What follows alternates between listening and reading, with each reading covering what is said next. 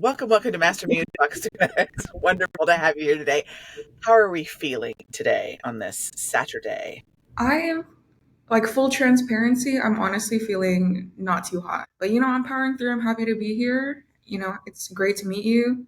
I am very excited to have you here today. I'd like to start by kind of going back to what your introduction was to music. When do you remember, I don't know, maybe the first song that you felt like, oh my gosh, this is amazing that there's this song? Or maybe what was happening in your household? Was it a musical household or did you have to find it on your own or what was happening? I just always really like gravitated towards music and like creative stuff since I was a kid. And then when I was a teenager, I started volunteering for this place called Real Art Tacoma. It's What's it like called? Real Art Tacoma. It's a little all Okay. ages music venue, and Nice. so I just got a bunch of free shows volunteering for that place, and kind of fell in love with music and like the process, like behind the scenes and stuff like that. Okay, who were you listening to when you became a teenager? You're 13, 14 years old. Who was like your most influential artist that you were like, oh my God, you speak my truth? Probably like Deftones or like Mitski or something. And then just a lot of like underground random stuff. Like I liked a lot of noise projects that like nobody's ever heard of before, like Goatman and stuff like that. Okay, how did you find them? They would just come in through the venue, or like I had friends that was really into noise. So, what was your relationship with music? Was it something that you used to calm yourself down or keep yourself in a good mood, or it was just on all of the time? Yeah, it's like kind of like music kind of plays the same role that like a friend would play in my life. Like it's very like when I'm listening to music, I'm like hanging out with music. When I'm like, I don't know, it's like kind of like a relationship with a human. It's weird. I love that. There's nothing to do for music, but let it be, if Yeah. that makes sense. And so, therefore, the relationship is kind of easy and it can be whatever you need it to be in whatever moment. Like if you're sad, you can find sad music. If you're happy, you can find, kind of happy and excited music. And so it can help. Okay, your friend music, you're getting in the venues, you're seeing kind of behind the scenes. Is it what you anticipated it would be like? Um, Kind of, I guess. Like I definitely romanticized it more when I was younger. Okay, and what did you think before you did it, and then what kind of changed after you were involved in it? I don't know. I guess I thought there would be a lot more like gratification from like doing shows, but typically after I do a show, I feel kind of like uncertain. Like I feel kind of bad. Like, okay, what can I do differently next time? Oh, Or critiquing. that. Yeah, like it's before I thought I would be like, oh, celebrating, like my show is done, but like I don't really feel like that. I don't know. Okay, well, let's put that on the list of things to work on for 2025 because you should be able to enjoy it and I do. celebrate because it is a really magical thing to be able to create music and share it with people. And I do think that, artists have a thing where they're perfectionists, which how can art be perfect?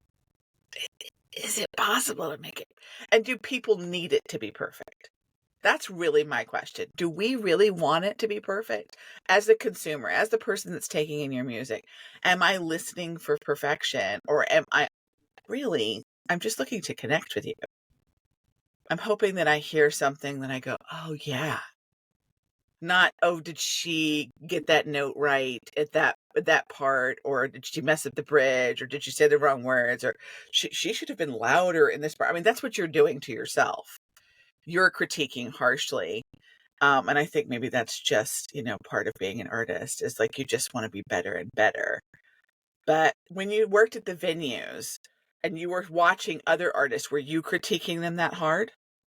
Um, no, I don't. Maybe when I first got into shows, I was a little bit like judgmental just because I was like projecting myself onto Okay. the other artists. But no, I'm Like not. if the sound wasn't right or if the visual what parts were you like, that's weird. You should be what?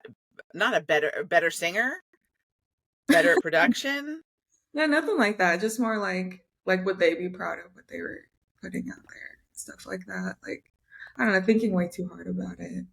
Okay. But I'm definitely not as hard on other people than I am on myself. Right.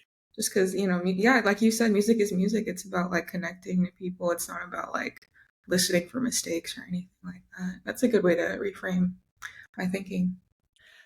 When you were growing up, what were your parents hoping that you would do?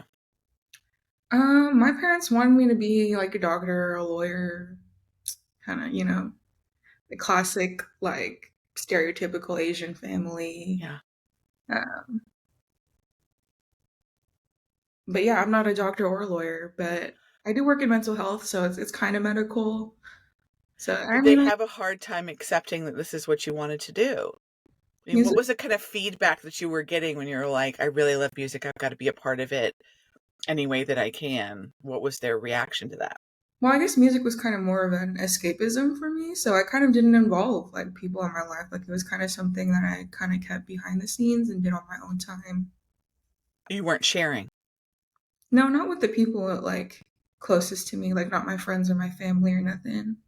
Okay. Who were you? Did you have a good group or community that you could share if you were you writing songs at this time? Because I understand you started writing quite young.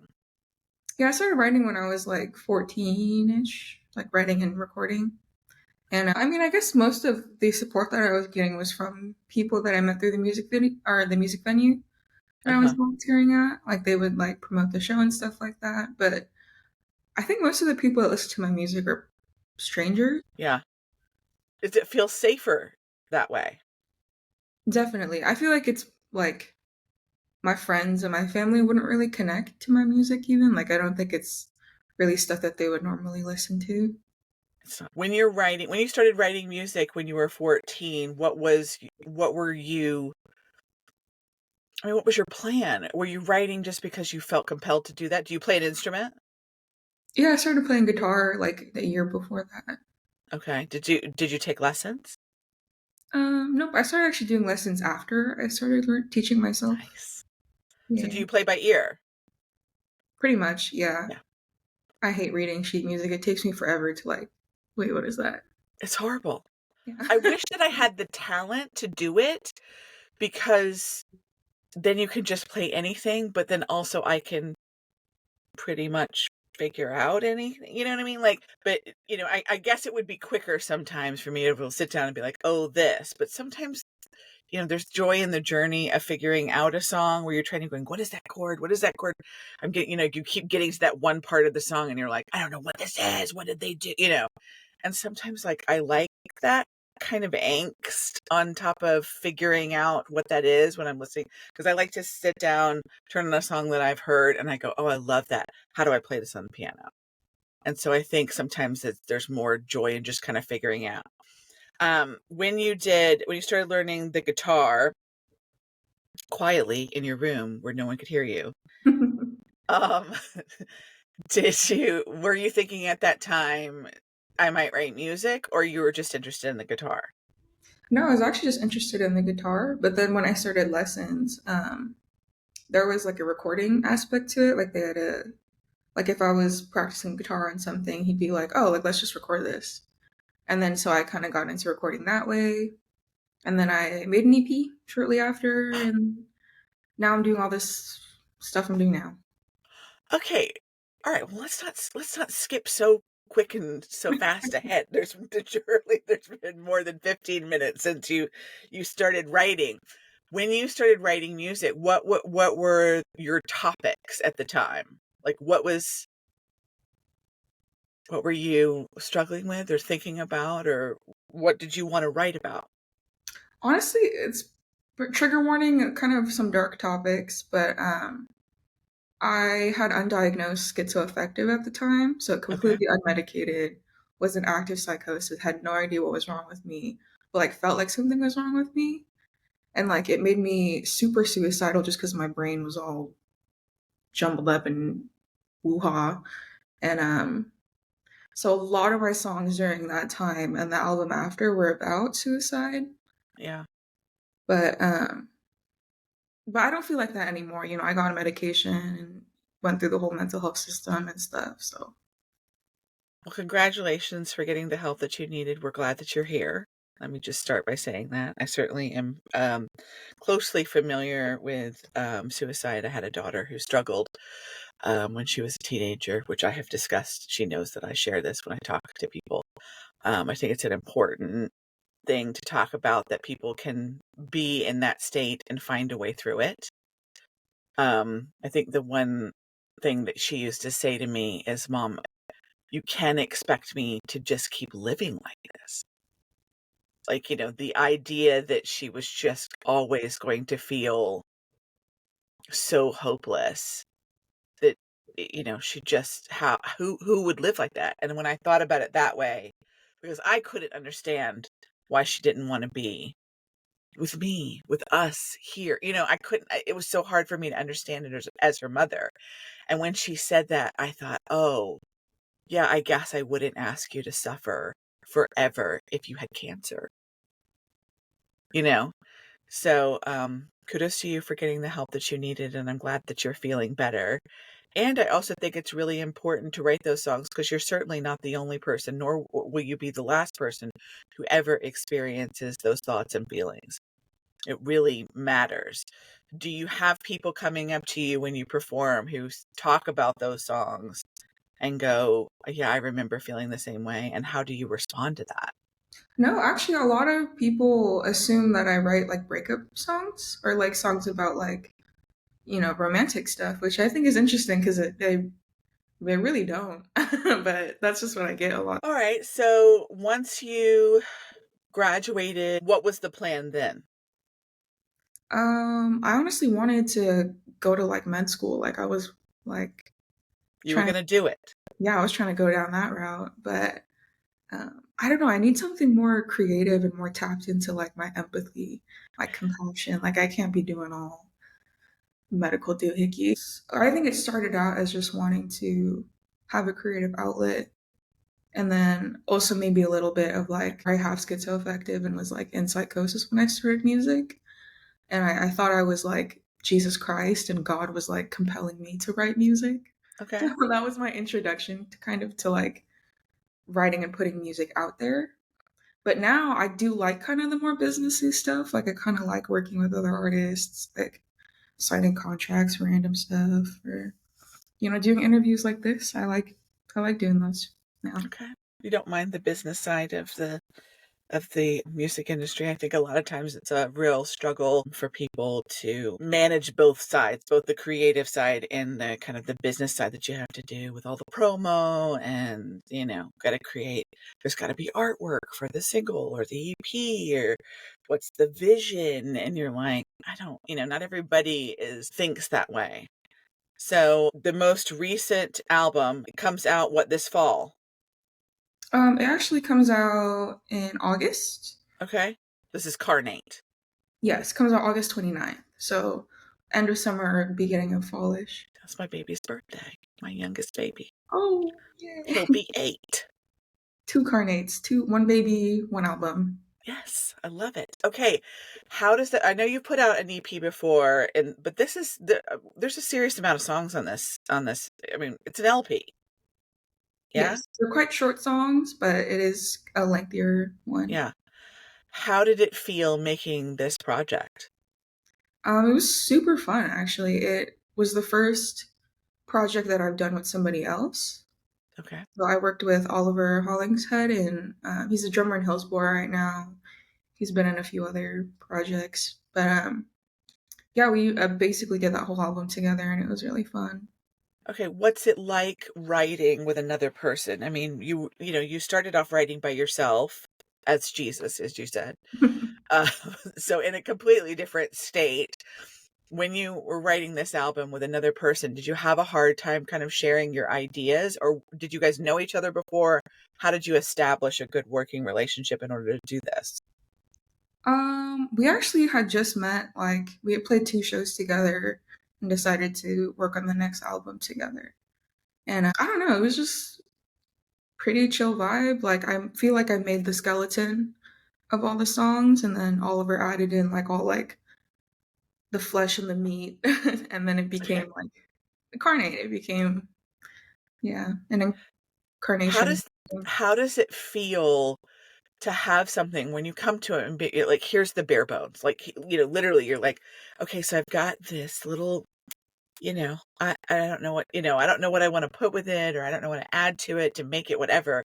To have somebody come in and be like, what if we did this? And what if we did that? How do you creatively go, yeah, that other idea I don't love as much? Or because you kind of knew each other, most of the things he did were a yes? Because I just feel like, I don't know, I like my ideas. I have a hard time going, yeah, no, your idea's good. That's good. I don't, like, how do you marry those two things? I guess I just don't really have that issue. Like I am very like when I work with other people, I'm very like I do me, you do you.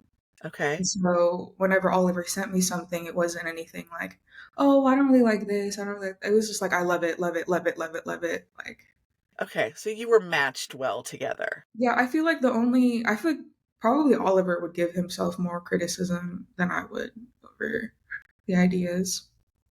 How did you manage him when he was, kind of in a self doubt thing and you're like, dude, it's like, how do you talk to somebody out of kind of destroying the thing they've made? I would kind of just give out compliments whenever I could. Like if I like just be honest with him about how I felt about it, which was positive. You know, I Yeah. really liked anything that he added. I felt like it really elevated anything that I was working on. And like I can't play drums or anything, so I appreciate him doing drums for like basically everything. I'm so jealous of drummers, whistlers and drummers. How do you feel about what's coming? Do you feel Um, prepared for everyone to hear it? Are you anxious to be there already? I feel good about it, honestly. Like I know when we first finished the album, I was like really like, wow, I hate it. Can we start over? But I think it's because we listened to it like way too many times, and so it sounded like really like just like mud and mush. Yeah. But at this point, like since I've taken some time away from it and listened back to it again recently, I was like, I feel like I'm okay with this. I feel like it's better in comparison to what I've done before. Like the mixing is definitely better and stuff like Yeah. I think it's beautiful, by the that. way. I got the pre-listen, which I always feel like so special. And I'm like, oh, that's so cool. I think it's really beautiful. I can completely imagine once you've listened to something a zillion times, you're like, is this, what have I done? Like, this is crazy because you've heard it so many times. You're like, okay, yeah, I've heard that. And, 10 seconds of it at a time, over and over and over again. I cannot listen to this anymore. So good on you for kind of taking a step back. Do you have any favorites from this album that you're looking forward to performing? Probably Bastard Cactus. I really like that song because I wrote it when I was so young. I think I was like 14 or 15 when I wrote it. And it just reminds me of being 14 and 15. It's really funny. And there's also like birds dying in it and stuff. But Did you say birds dying? yeah, there's like sounds of birds, but then I like bit crushed it and like messed with the I forgot what you call it. But I messed with the mixing and it sounds like robot birds dying. And Wow. it's That's very quiet amazing. in the background. But yeah, I just love how weird that song is. Okay, I love that. What does your family think now? I mean, surely you're sharing stuff with family and friends now? Not really. No? I mean, they might see it on like social media, but I don't really talk to my family about music too much. Okay. Um, but yeah, yeah, I don't. They don't really know too much about it. Okay. I mean, my family's a little bit the same with the podcasting. They're like, they know I do that thing, but strangers are listening.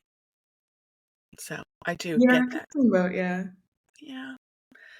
When you give birth to Carnate, do you have shows already planned to perform? Not after the album, but I have a couple shows coming up recently. Like I have one on the July 14th, I believe. Okay. What do you love about live performance? What do I love about live performance? Honestly, just like chilling in the green room, getting to know other people, and like kind of building connections with people that way, building community that way. I want to be Um, in the room. I want to be in the green room. yes, the green room vibes. What is your hope for this album? I honestly don't have like any particular hope with it. I just made it and I want it out there. Pretty much simple as that, really. I mean, I think it's so incredible that we can do it. Like, we don't have to have, some major record label to distribute and make whatever. Like, we can find a way to put our music out there, even if but are you doing physical vinyls? Yep. So much. So freaking much. I was just talking to somebody the other day and I was like, "Are you going to do vinyls?" And they were like, "I don't know." And I'm like, "Listen, pre-order.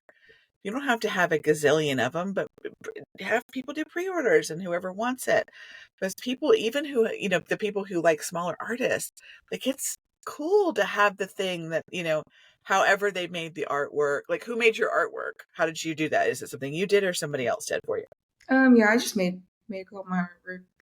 I mean, that's like, it's so cool that you can have that in print in hand and be like, this is something that not only when you put it on the um turntable, yes, record player, also turntable, right? Okay. Anyway, God bless me today. You say, okay, that the sounds that are coming out of that's me. But also the artwork that's on the front, that's me. Also, the lyrics and the names of the song, that's me. Like, that, I did that. And to be able to physically have something that you made like that has to feel amazing. Yeah, it feels good. I mean, that's, when I eventually perish from this world, that's my legacy. You know what I mean? Yes. Oh, I love that. Very exciting. All right, let's get into I have 7 not rapid fire questions. Just 7 fun questions. For Okay. those that love you, the strangers that are out there, they're not your strangers, they're your community, folks that are listening to your music, the things that they would like to know about you, or the things that I would like to know about you, or both. Number 1, what would be your ideal vacation? Now, this could be a place that you go, or a thing that you do, or both. Ideal vacation. I kind of want to go out into like, this isn't really a vacation, but like, actually, yeah, let's do a vacation one. I want to go to some like tropical area.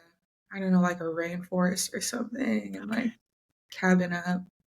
I don't know. I Okay. live in the city. I live in Seattle. I'm like constantly surrounded by concrete, brick, skyscrapers. Like, I need some nature in my life. Some like, Like, hike up to a place that's like in the trees kind yeah, of and like place. as naturally as possible. Like build my Yeah. own fires, like my own shelter and stuff. I don't know.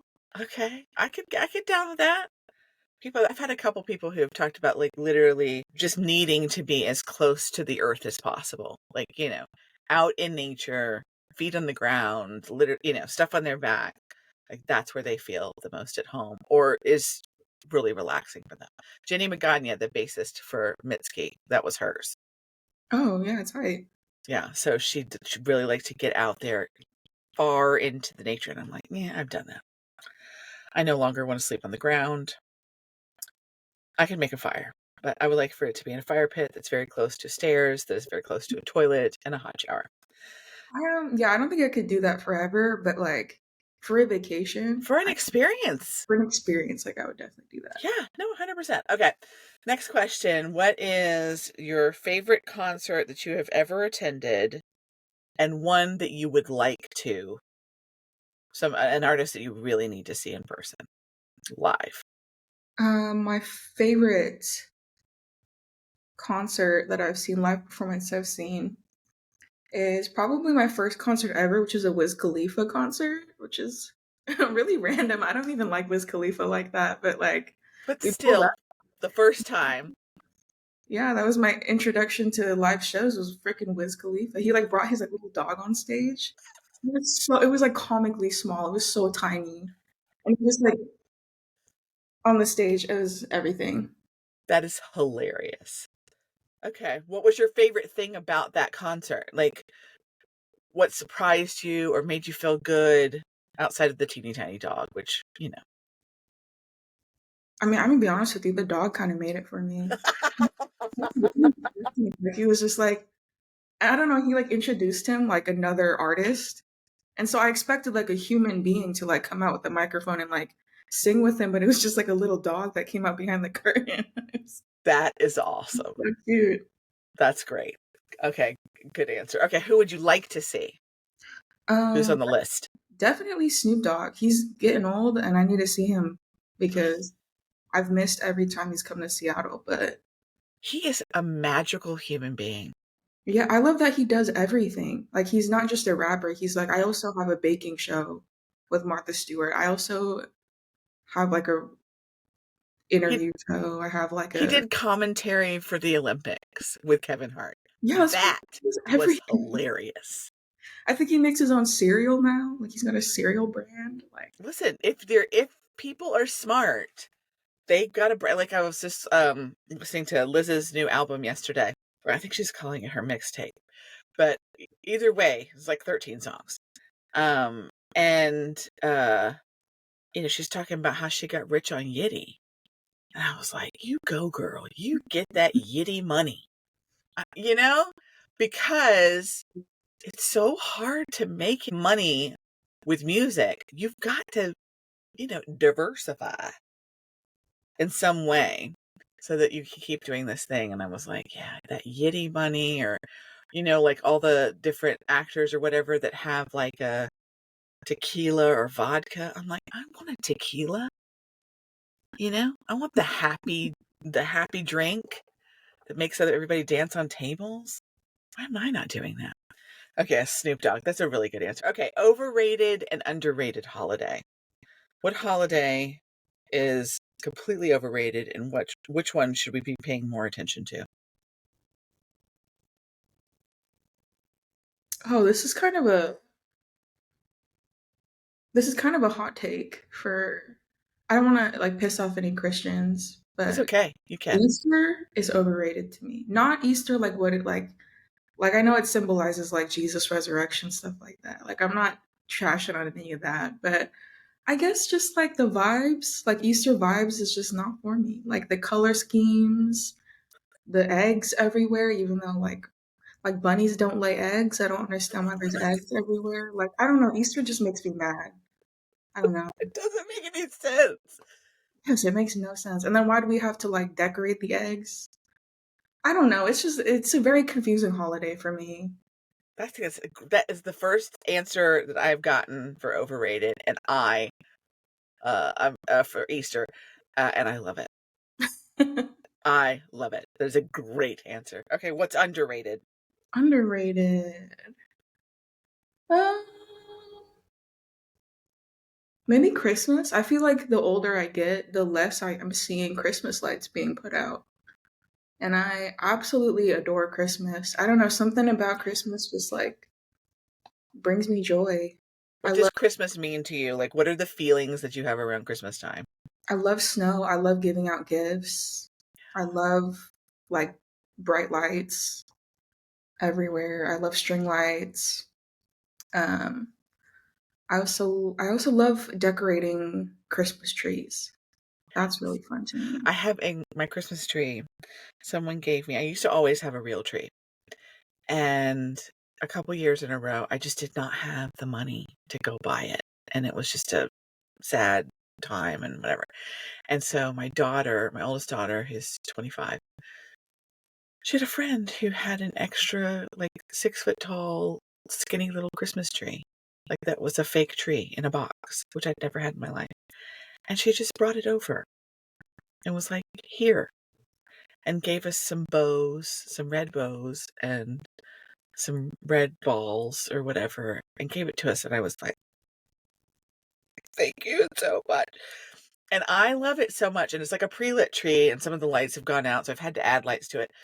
But when we moved into this house, I brought that tree with me, and I decided that after Christmas I didn't want to take it down. I just liked it in the corner with the lights on. And so now we have done it, and we're not really consistent. I need to get a full set of decorations, but I leave it up year round because I don't care what anybody thinks about it. It makes me happy. And Yes. people are like, you still have your, like, so depending on what time of the year, like if I do a live on like TikTok or something, people will go, oh my God, you still have your Christmas tree out? Because it'll be like March. And I'll be like, yeah. And you'll see it in July, and you'll see it in October. I like it. I like it. My daughter puts like webs on it. And she does like a Halloween party at my house every year, and she puts webs and bats on it at Christmas. I mean, at her Halloween party. So I completely and totally get that. I love Christmas so much. It is so fun. Yeah, we should decorate trees for every holiday. That like the Yes. Halloween tree. That's a great idea. So I'm you sure. can too, like one of the things that I decided to do was the first one that you can decorate for is Valentine's Day, which I know Valentine's Day also gets a lot of hate, but it is pink and red and white and glitter and bows and everything girly, which I love. So I took they have those they're like giant hole punchers, but they can be in shapes. And so I had two of them that were heart shaped, and I punched out construction paper, and then I have a laminator, and then I cut them out and punched a hole and put a ribbon and just hung those all over the tree. So I didn't really have to buy much of anything. So I had little bows and then like punched out hearts that I had cut out and made into ornaments. Yes, DIY queen. So super fun. I do love the Christmas tree. Okay, we got off on a little tangent there. Next up, weird food combo that maybe only you enjoy, or something that you think is really delicious that everyone should have. That's a weird one because I feel like I have too many. Because I grew up in a very like multicultural kind of environment, and so Okay. I love to like mix different like random stuff. I guess. Um. Yeah, I don't know. I can't really think of anything that's like. What's maybe something really delicious? That's why I add the delicious thing. Because sometimes people think, well, I don't know what's weird to you. What about something really delicious that you like to make for yourself that you go, man, everybody should be eating this. This is delicious. Honestly, sushi. I feel like I mean a lot of people hate sushi, like raw fish, I I feel but like I think they're more afraid of it. yeah, I'm saying yeah, that's very true. A lot of people won't even try it because it looks scary, Right. but do not be like I would say at least try it one time. Yes. There's so many different ways. First of all, you don't have to have raw fish if you're that scared. And second of all, go to a reputable place and you'll be fine. Like, maybe don't get gas station sushi. Yeah. Okay, actually yeah, that's very true too. I didn't even avoid gas station sushi, but try like Unless you're in Japan. oh yeah, I don't know. Mm, You I said don't they know. have it in Japan? Maybe I maybe bet they gas do. station sushi in Japan is also shady. I've never been to Japan. I wouldn't know. I think maybe they do. I've seen some, like, I follow a couple of models, and every time they go to Japan, they're always in some gas station. And whatever, well, it's what looks like a convenience store. Maybe it's not a gas station, but a convenience store. And they go in and they're like, look at it. And I'm like, what is this food that you are getting that is just in a convenience store? Like this, like a, these little tiny grocery stores, I guess. And I'm always amazed. I'm like, you would just pick that up. You would never do that in the States. You're not going somewhere thinking you're going to get, like, you can, I guess, at QT now. You can go to QT and you can be like, I could get, a cube of cheese. And they probably have some grapes that might not kill me. And maybe there's a sandwich. You know what I mean? But there's not a lot of convenience stores that you're going to go through that you're going to be getting anything that's fresh and Yeah. not be like worried. East Asia's definitely like upgraded in that department. Right. Because I went to, I don't know about Japan, but I went to Korea and I was amazed by their convenience stores. They have everything of convenience. I was like, "Whew, okay." Right. It's amazing as soon as you leave the United States, how good the food is and how well, your body seems to process this food that's not poison. Yeah, I talk about that all the time. Like, I felt different when I go other places versus in America. I don't know. Okay, next one. What is the kindest thing anyone has ever said or done for you? Um, this was when I was in psychosis and thought I was Jesus, but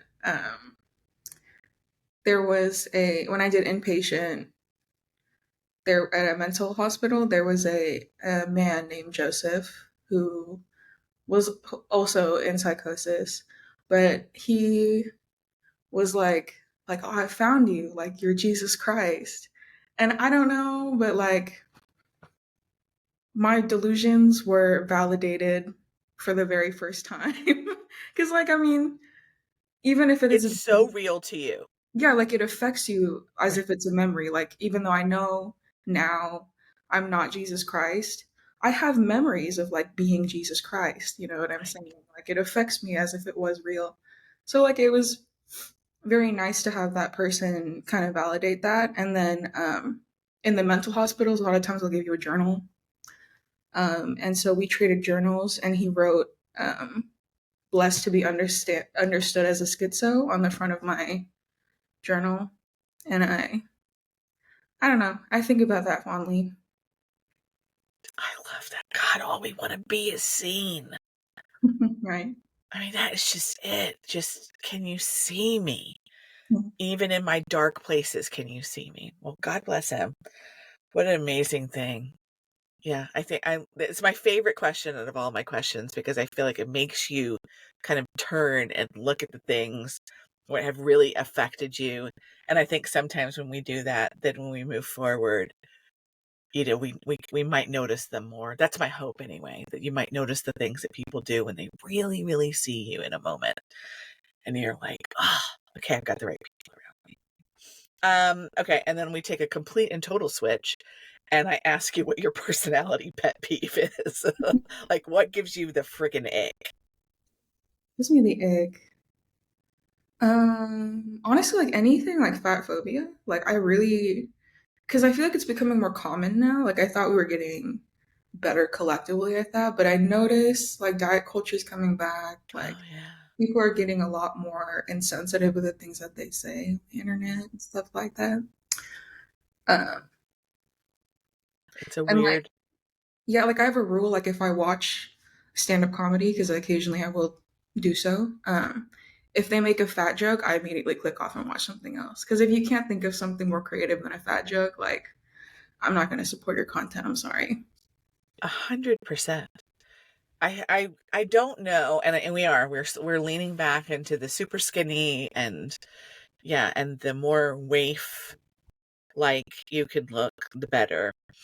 And not being worried about people's health at all, and it, you know, it's like, well, I'm worried about your health. That's why I'm bringing up your weight. I'm worried about your health. It's like there's just as much damage happening to people who are suffering because they're not eating than the people who are overeating. So how about let's do this? Let's not focus on people's bodies and let's mind our own business. And you do your thing with your own body, and I'll do my own thing with my own body.